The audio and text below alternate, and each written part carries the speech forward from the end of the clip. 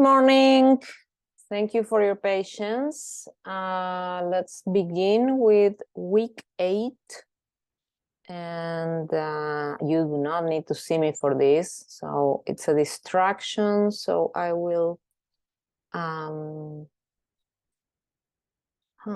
Okay. Hold on. No, slideshow. There we go. All right, here we go. All right. And I am recording, right? Yes. Okay. Hello again. So let's begin with unit week 8, the Bauhaus and the new typography. This is a continuation to a large extent of last week's focus on Russian constructivism and the Stil. So we are going to Germany. The Bauhaus is a German art school, that art and design school that emerged in 1923, or rather 22, as a matter of fact, 22, when it's the post-war period, right? So the First World War ended in 1918.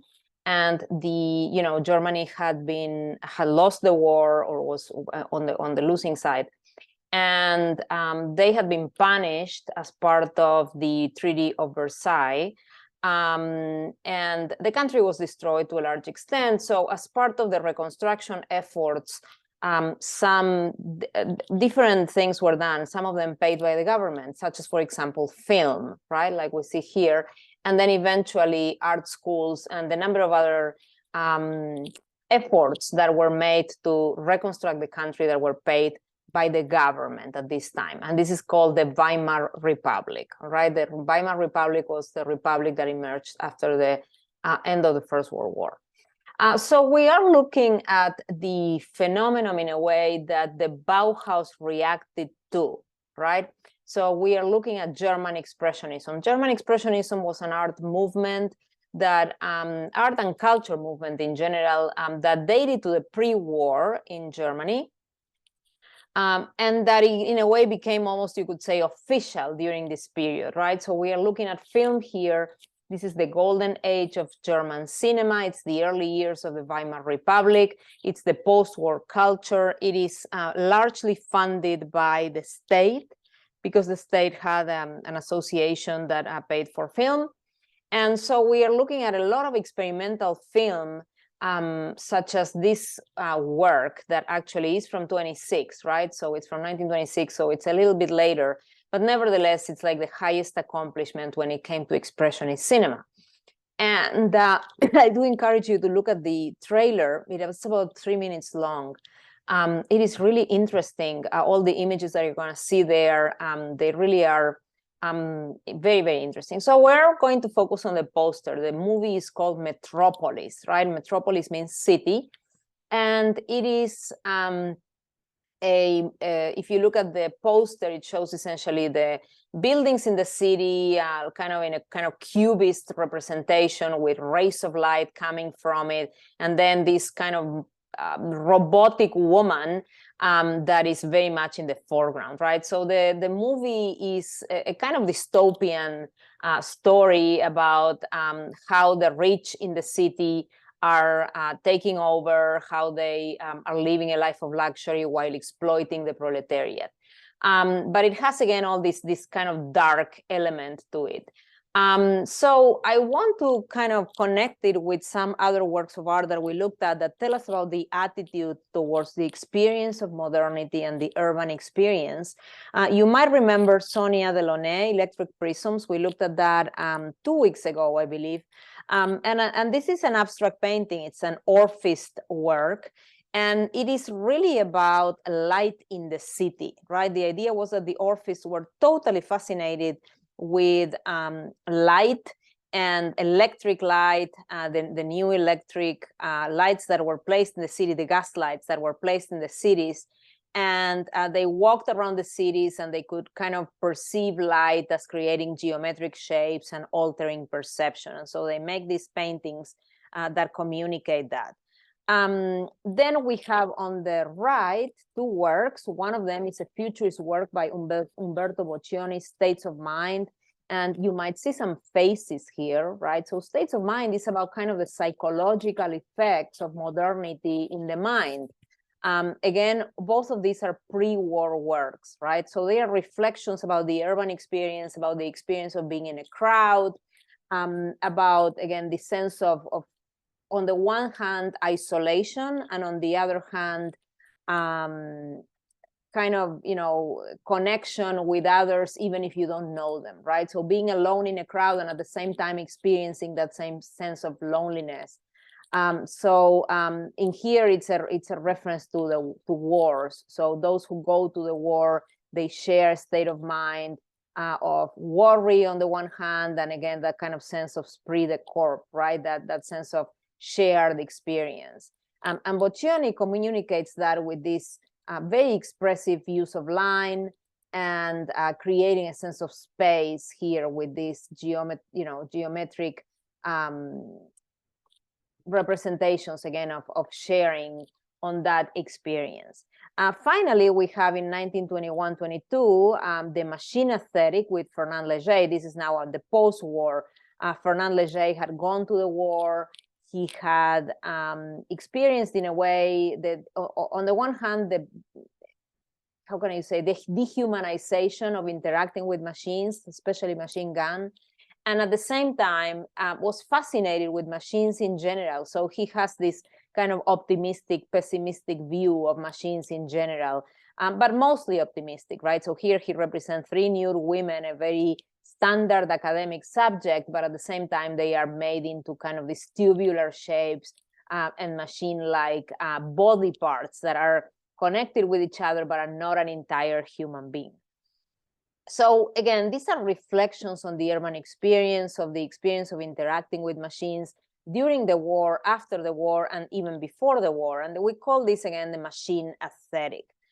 Metropolis, on the other hand, it's a criticism of the man-machine concept, right? We becoming robots, we being altered in our body to, act like robots. The working class ultimately made into machine-like people that are going to be operating machines, that are going to be performing automatic activities and becoming automatons. So it's a criticism of the technological utopia. That, again, these were debates of prior to the war, during the war, after the war. Where is technology taking us?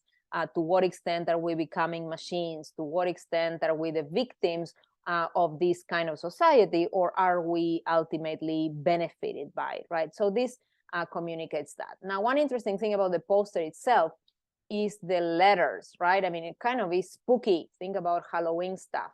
This looks like a woodcut to a large extent, and with this kind of uneven parts of the O, for example. And the letters, again, clearly give us kind of vibe that is not necessarily optimistic. It really has this spiky look to it that was really an aspect of German expressionism as a whole. So to this context that we're looking at in here, you want to contrapose what we see here, right? This is the Weimar Bauhaus. Weimar is a city during the Weimar Republic. And the government of the city gave an artist called Walter Gropius. He became the director of the Bauhaus, and Gropius was an architect. He gave him funding to start an art school, right? An art school that Gropius had a very unique idea at the time, right? Which was largely derived from the arts and crafts movement. You might remember the arts and crafts movement from the previous unit, I mean, before the test, was this group of artists led by William Morris. William Morris wanted to kind of a historicist approach. He wanted to go back to medieval times, to a sense of workshops and guilds, right? Such as in medieval times. And he had a very idealized concept regarding the Gothic period, Gothic in the Middle Ages. So Gropius is influenced by that, but he actually believes in the modern city. So what he wants to do is create an art school that where rather art and craft are connected, right? Or are actually the same thing or considered to be the same thing. And he begins with a kind of expressionist school, right? So he is looking at this, but at the same time, he's being optimistic about the possibility of creating a new utopia, you could say, a new society that is idealized, where artists and craftsmen are not distinct, and they are working towards the same goals, but still within an expressionist aesthetic, okay? So the Weimar Bauhaus was founded in 1919, and then it became really what is known for today in 1923, 22, 23. But it begins with this earlier school that is largely based on an expressionist approach. It follows, as I said, the ideas of the arts and crafts. It has a curriculum, right? A group of courses and teaching that collapses the fine and applied arts and crafts. It focuses on the concept of the total work of art. And what is that? We have seen that already with the Stil, the idea that, again, especially in architecture, we find all forms of art, right? So within a building, you can actually incorporate design in a way that design is not necessarily an addition or an ornament to the building, but rather it's integrated, where its function is integrated and not an added thing that could be put in there and taken out. It is really part of the design. So he is making a reference to medieval guilds and craftsmen. He hires artists and as teachers, right? He hires teachers. Gropius hires teachers that are largely expressionist artists, right? So they idealize again that idea of the guild and of individuality and of expression, but also collapsing art and craft. So what we're looking at in here is a drawing, ultimately, that says utopia, and we can deduce some aspects here that we have seen before. We can see how this poster or this drawing ultimately incorporates a lot of the concepts that had been discussed by other groups, beginning with the arts and crafts movement, right? We see again that idea of going back to tradition, but at the same time to individuality and expression, but also experimenting, right? So in the Stil, you might remember, Theo van Doesburg is interested in the machine aesthetic, but at the same time, he is interested in a kind of spiritual connection, right, with the past. And so again, geometry is important, but also expression and connection with the past, especially again, the kind of medieval past is important. Another aspect was Russian constructivism. Russian constructivism at the beginning, especially in the version associated with Malevich and Lisitsky, is interested in form and shape, communicating meaning in a kind of abstracted, symbolic way. So you might remember that this is the beat the whites with the red wedge. It's connected with the Soviet Union, but this is expressed in very abstract, cryptic terms, right? Where the forms and the colors communicate a kind of symbolic story or meaning in which the reds win and the whites are hit. So in the early Bauhaus, as we see here, we have this kind of concept in which, again, typography is expressive of the individual. We can see that each of the letters is distinct from each other. They are connected, but ultimately it's still very individualized, right? So the focus is on expression. It's on a kind of achievement of utopia through spirituality, a connection back to the principles of the Middle Ages, as these artists understood them to be. So how did this happen kind of in a practical way in this art school? There was a 6-month-long foundation course that introduced students to different media and basic principles, but also it was focused on, quote unquote, setting free innate creativity in students, right? With the ultimate goal of creating a new society, right? So very much similar in terms of aspiration to the ideals and the goals of arts and crafts, the Stil, and this version, the suprematist version of Russian constructivism that we see here, all right? That is very, again, it's clearly connected with a kind of aspiration that is more spiritual than anything else.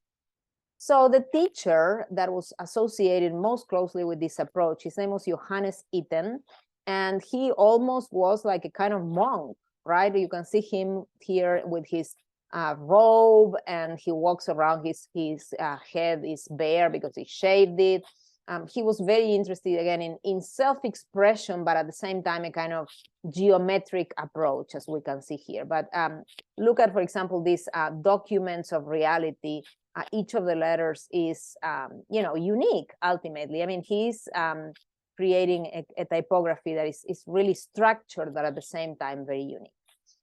So Itten was very interested in taking students beyond simple teaching of mechanics, right? He wanted to infuse his teaching with a kind of spiritual connection. And so, for example, one of the things that he made his students do was breathing exercises. So, you go to a foundations class, and before you even start to make your assignments, you take a moment to think about to meditate. And he really was a kind of extremist in that respect. The students really appreciated him quite a lot. But again, they also felt, or at least some of them felt, that this was a little bit too esoteric, right? Too far-fetched, not practical, not really leading to a concrete version of the new society. So sooner or later, the Bauhaus was bound to change.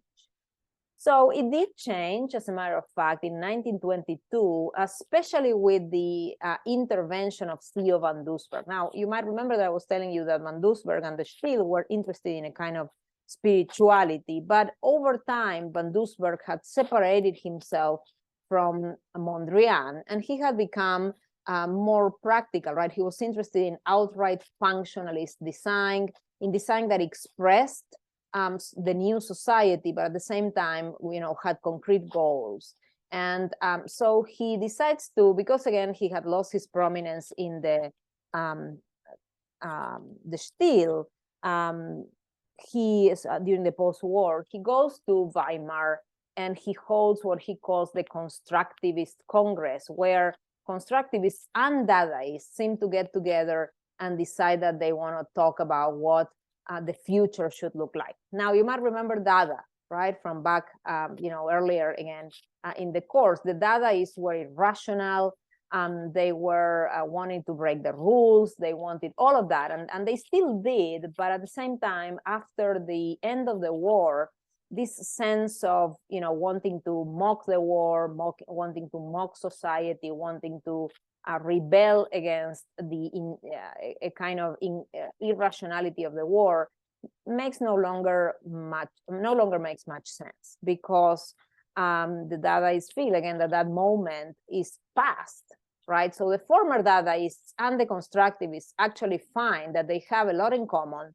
They want to construct the new society, and the question is how they want to do it. So van Doesburg organizes this congress, and in Weimar, we have all of these artists that come together to talk. And there is also the Bauhaus, as we said before, and they realize that they need to be focusing on a kind of machine aesthetic functionality that will serve the new society, that will in a way bring benefits, especially to the lower classes, right? Creating designs that are affordable, that can be provided to the proletariat, that are universal. And this is really a key factor here, the idea of universality, which is really against nationalities, right? Remember that the First World War had been a war of nations, where nationalisms were very strong. And so these artists, in a way, want to create an aesthetic that is international, and they actually call it universal. Universal in the sense that these abstracted shapes will represent the interests of everybody, and so there will be no longer a need for a nationalist style.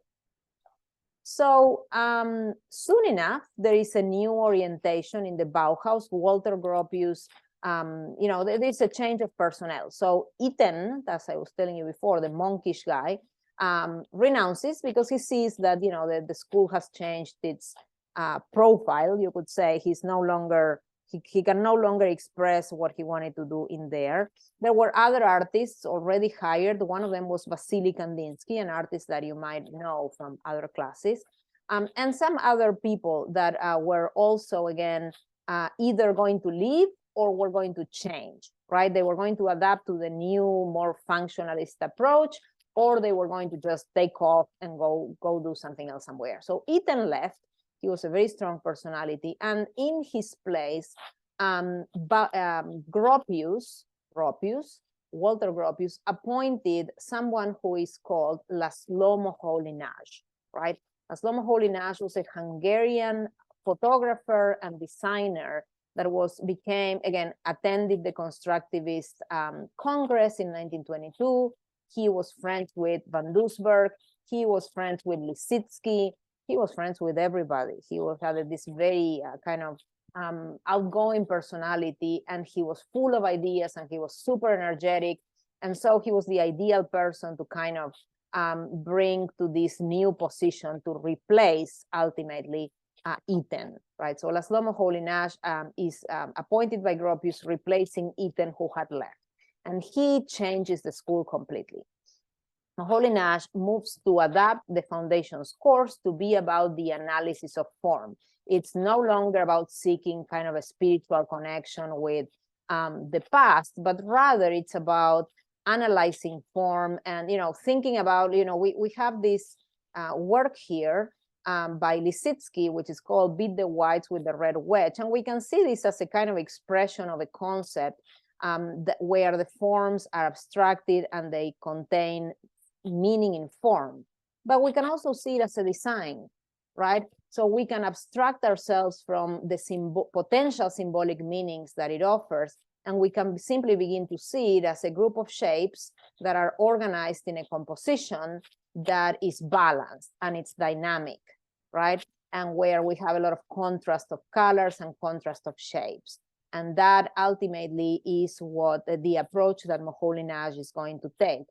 He adapts the foundation course to be less about conveying spiritual meanings and more about an analysis of form. That's what I did today. So especially now the focus, and this is really important, the focus shifts from two-dimensional design to three-dimensional design, because the idea that Gropius has is the total work of art, as I explained earlier. And so the idea is that in real space, that's where we can integrate two-dimensional design with three-dimensional design. And three-dimensional design begins to be much more influential and then eventually have an emphasis on two-dimensional design. We are primarily focusing in this course on two-dimensional design because it's a course on graphic design, but the Bauhaus was also focusing on designs that were of objects such as furniture, such as appliances, many products, right? Light fixtures, chairs, desks, beds, all sorts of things that are ultimately affected by the new design of the Bauhaus. But again, in this course, because it's about graphic design, we are focusing on this. Now, the foundations course really is the key to understanding the major adaptations. Artists or art students in this case were focused on exploring materials, and this is where this issue of three-dimensionality comes along.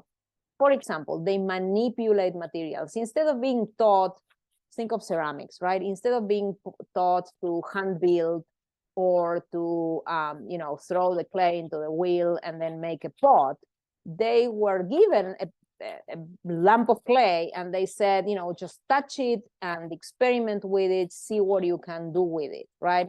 The same thing with textiles, the same thing with wood, the same thing with stone, right? They were just given materials and tools that they could explore, right? They could explore the potentials of materials. and they could think of, for example, how the material fits in the hand, how the material, the weight of the material, the texture of the material, the color of the material, the issue of transparency and opacity, for example. All of that had, you know, it was an exploratory course that was essentially almost like scientific in the sense of, okay, let's grab a piece of wood and carve it, and, you know, then also hit it with something and chop it and see again what we can achieve with different materials, almost again in a scientific way, in the sense that you are trying out each and every possibility with it. And then, of course, eventually making things, right, with these materials. So there is a de-emphasis, that is taking away of the emphasis of drawing techniques. In a traditional academic setting, what do you do to learn 3 dimensions? You first draw, right? You grab an object and you place it in front of you and you try to figure out how to draw it. And then you communicate to others your ideas through drawing. This comes from the Renaissance, right? And this had continued in the academic tradition, but the Bauhaus changes that idea completely during this stage, where artists are not drawing for the purpose of communicating design, but rather they are using 3-dimensional design directly, okay?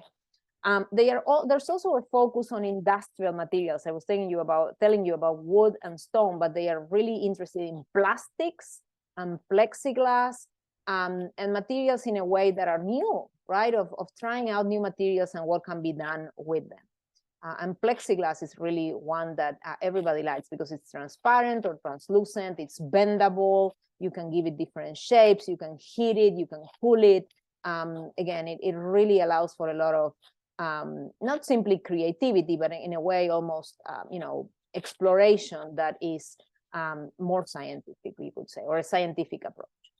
So what happened in the end was that in 1923, however, the city of Weimar decided that they needed to see what the Bauhaus was all about, because they were investing their money in them and they were supporting the school financially. And they said, well, you know, you need to show us what's going on. So the Gropius, obviously with his entire staff and students, makes an exhibition. Ausstellung means exhibition. And so this is the poster of the exhibition, where you can see again the clear emphasis of Russian constructivism, right, and the machine aesthetic. This emphasis on a kind of dynamic representation of space. Everything about the Bauhaus is a sort of futuristic, right? In the sense that just like Russian constructivism, they emphasize the spiral, they emphasize diagonals, they emphasize color contrasts, they emphasize an active approach to typography. So, for example, these are the 2 works that we explored last week, one by Rodchenko and then by the Steinberg brothers. One of them is an advertisement for this state company in the Soviet Union, the Dobrolet, and the other one is a movie poster, right? But you can see a lot of similarities. Here we have again the use of diagonal lines, then it's almost like the composition moves our eyes like this, or the other way around. You can think about it like that, right? So it creates like a square spiral around the work. Then with the movie poster, again, we have this very dynamic use of linear perspective that, you know, where the space abruptly moves from the foreground to the background, very geometric, and again, the spiral, right? The fragmentation of the human body, all of those things were associated with this, you know, kind of futuristic constructivist approach that we saw in Soviet design or Russian constructivism. And now we get to see that, especially at the beginning of the Bauhaus, right? The artists are still experimenting, but very much influenced by Russian constructivism, because of course that was the model that they were using. Lissitzky was associated with Russian constructivism. He had left the Soviet Union. He was now working in Germany. Van Doesburg was from the Netherlands, but he had also, he was interested in the use of diagonals, right? Like we saw in the counter compositions. Let me just very quickly go back. Oh, this. right? So the use of diagonals to activate space, all right? So that was Van Du's work. So essentially, we have this confluence, you could say, of all of these artists interested in design, in creating a kind of machine aesthetic, not so much utopia, but society where this futuristic approach can have a real application, all right?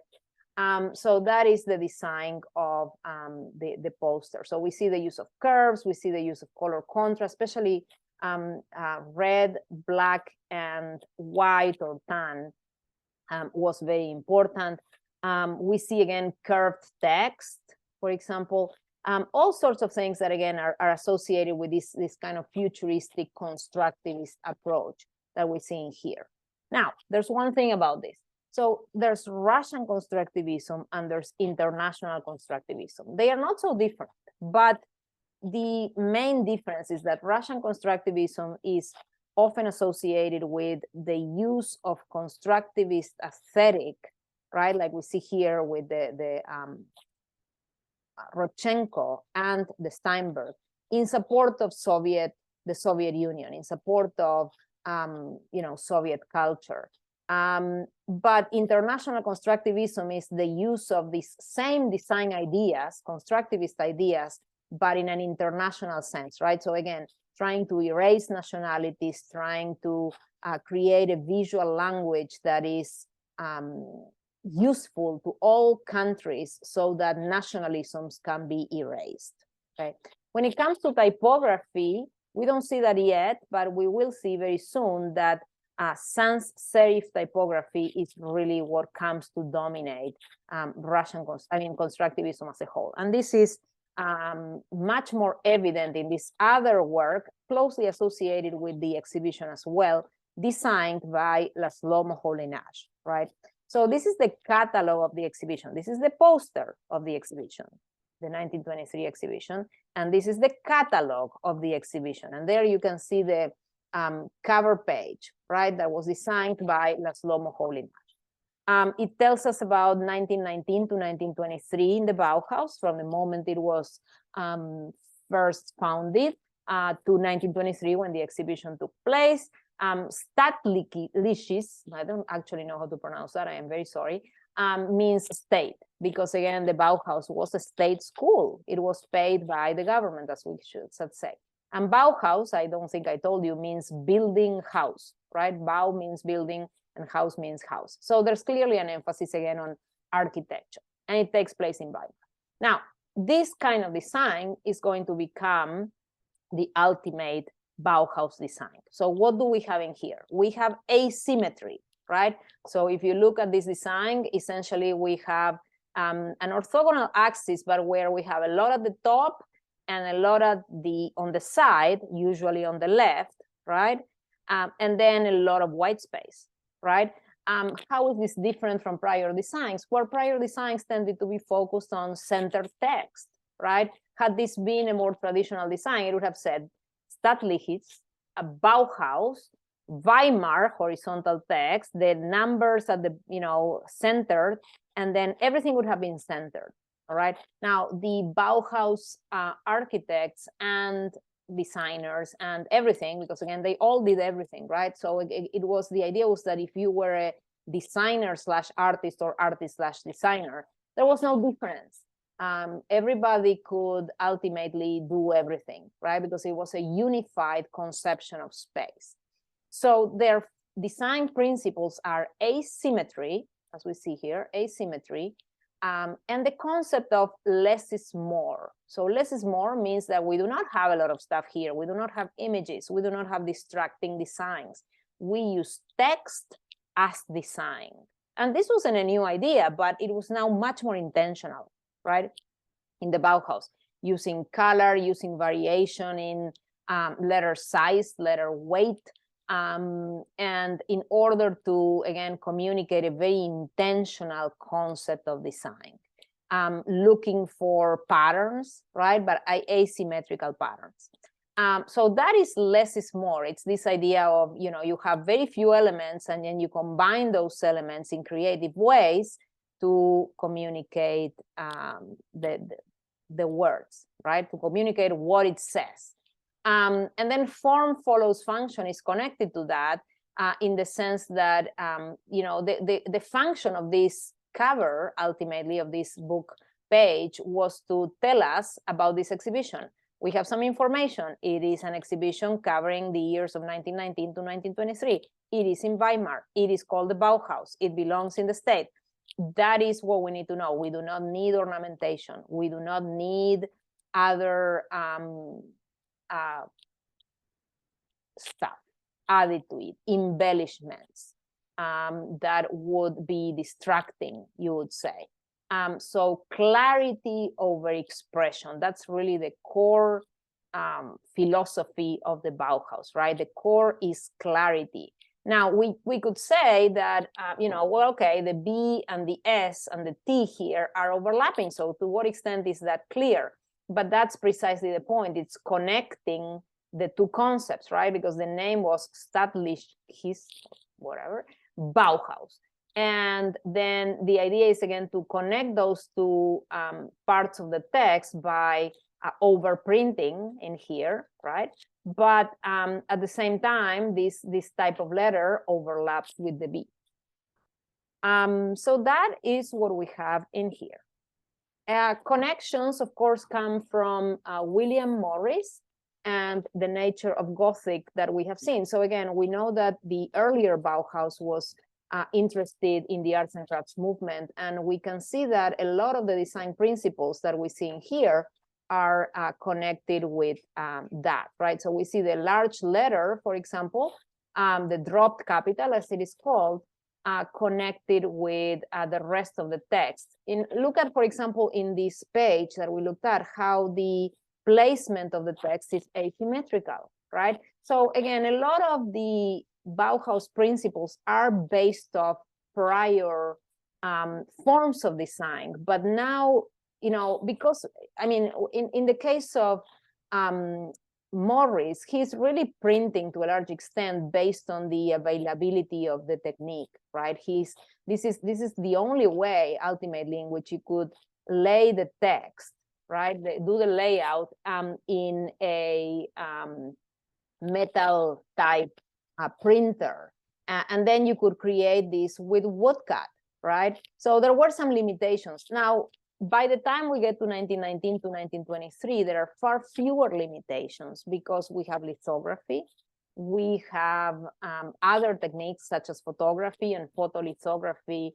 And again, there are other ways to print and work that will ultimately allow artists to experiment more. But now the artists make choices, right? The designers / artists make choices that will actually emphasize these forms of asymmetrical design, but they will also remove ornamentation, right? They will remove ornamentation in order to simplify the design, to make it ultimately clear. Clarity is the major objective of the Bauhaus. All right, so we're gonna stop here and then we'll get back a little bit later. Thank you.